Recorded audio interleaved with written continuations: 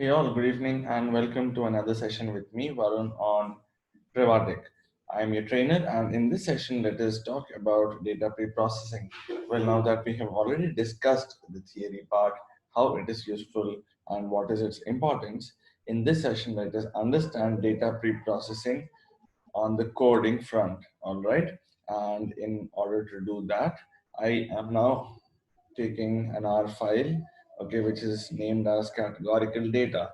Now we know that whenever we work on R, we have different things that we would want to work with, correct? So considering all those different things to be reading a file, cleaning a file, and then applying model to a file. So you really a lot of things when you are concerned with one project. But then before you work on any project, this data pre-processing, it involves handling missing data, handling imputations, handling cleaning the columns, removing unnecessary columns. So there's a lot of thing that we can do using our language. All right. So now let us begin with data pre-processing. So here what I'm doing is I'm reading a very small data set with the name data.csv.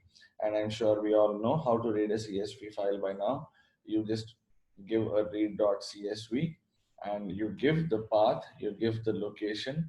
And after you've given the location of your file, you replace all forward slashes with the backward slash, and then you give the name of the file followed by its format. It is in .csv format, so we are here giving that name as well.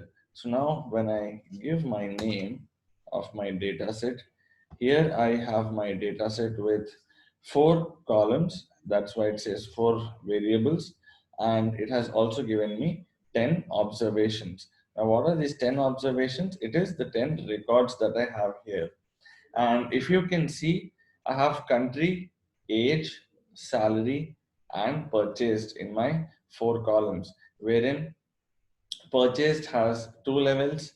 Salary is range of numbers. It's got range of numbers from 48,000 to 83,000. You can see within the dialog box there. Then you have the age also from 27 to 50, and you have country again with 3 levels. So what do you mean by levels here? It means that how many names you have. You have France, Spain, Germany, Spain, Germany. Okay, so you have France, Spain, and Germany, which are repeating again and again. So there's nothing else that's repeating. Okay, so you just have 10 names. So now was 3 names and 10 records. So now what we'll do is if you have observed the data, I have one NA value here in my age column, and I have one NA value here within my salary column. Now, I don't have any NA values in the other 2 areas, so I'm not concerned about them. So now what I would be doing is I would again come back to my categorical data, and now I would use an if else condition for my age column. Okay, and how would I do that? Or why would I do that? So I would now want to replace all the NA values which are present in my data set in my age column. Okay, and I would want that to be replaced by the average or the mean of that function, and it should also remove the current NA value that is present there, and it should get stored back into the data set in my age column only. All right, so now I will just go ahead and execute this line, and now let us again come back to my age column, and here you see that it is now eliminated. So I have the mean that is 38.7, which is the mean of all my ages. Likewise, let us go ahead and now start changing for the salary column too. Here, this is my fifth row, wherein I have Germany, which is my row 40 or 40, which is the age, and this age has a not available value. So now I would want to replace that also with the mean. Now, guys, what would you do? I mean, if I ask you a question, and that is, how would you now? Let us assume that I have a NA in my purchased column in my second row. Then how would you handle that NA column? And what would be the steps that you would take to change values in it? Okay, or to replace it here, obviously, because you have a yes and a no, I don't think you would be able to put in the mean, because mean would make no sense. So that is why here we go with the mode that is the most frequently occurring,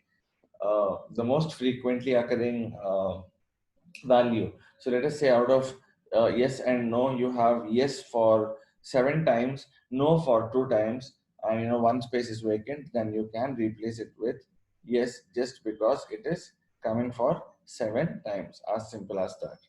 All right. So that is how it works. And now let us go ahead and replace the salary part as well with the mean.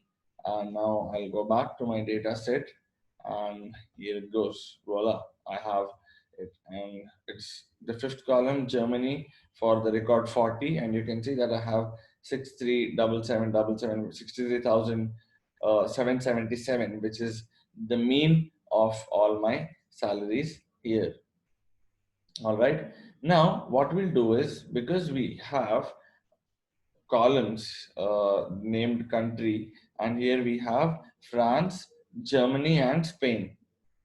Correct? So let us now go ahead and give tags or give numbers to each of them, wherein France is 1, Germany is 2, and Spain is 3, or something like that. But then, because here I am encoding categorical data, I would now use something called as a factor. And what would factor do?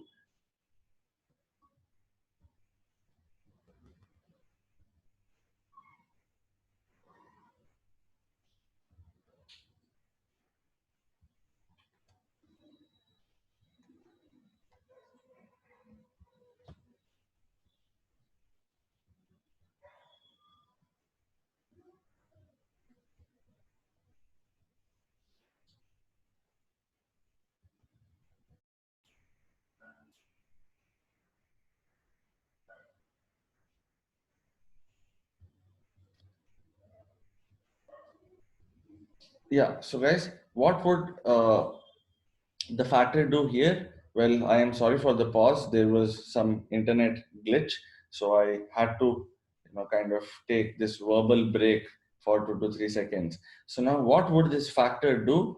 Now, all those of you who don't know, let us go to help. Let us check out what would factor do. So factor would basically assign values, or it would assign numbers. So here you have the function factor is used to encode a vector as a factor. That is, the term, category, and enumerated type are also used. If an argument ordered is true, then the factor level are assumed to be ordered. And if we don't give them ordered, then you can go ahead and give them the way you want. Okay. So here, and if you want to convert something from different thing into a factor or into a vector, then you could do as dot factor. So it would convert it into a factor. All right. And here you have different properties levels as optimal vector of the unique values that X might have taken. Okay, so here within my factor, which would now enumerate stuff for me, what am I doing? I am now taking my column, and in my column I am now considering the name of the country, and in country I'm taking three names, that is France, Spain, and Germany, and I'm assigning them names of 1, 2, and 3. Okay, so guys, why do we need to do this? When you do this, your data would now be encoded, and let us just check. So here it goes. Now, when you do this, it becomes easy for your system to calculate. Well, we are not achieving, or we're not doing anything out of this conversion right now, but then as you keep going forward, you might want to convert categorical data into enumerated data or into encoded information, because that is how your system or your algorithm would be able to understand things more easily and more quickly. All right, and data pre-processing is one of the finest methods to do it. And then you have purchased column.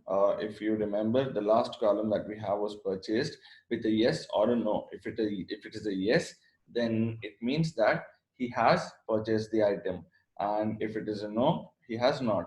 Then how would you replace it? You can replace no with a zero and yes with a one. So here you can replace both of them. And let us now go ahead and if you can look at the code, it's just the same that I'm doing. I'm taking a factor of my data set and my purchased column. And within my purchased column, I'm taking levels wherein I'm using the combine function. And these are the values within my purchased column. And I'm giving them labels of 0 and 1. So labels would basically replace the actual naming structure. And levels are the ones which you have within it. Okay, so here I have different levels, and I have assigned different labels to the individual levels, right? So I hope you have understood how to do this. In the upcoming video, we'll also look at some other techniques on how to handle data pre-processing, and let's take this forward. Thanks a lot for being there. This is me, Varun, your trainer, signing off, hoping to see you in the next video. Have a great day. Take care and bye-bye.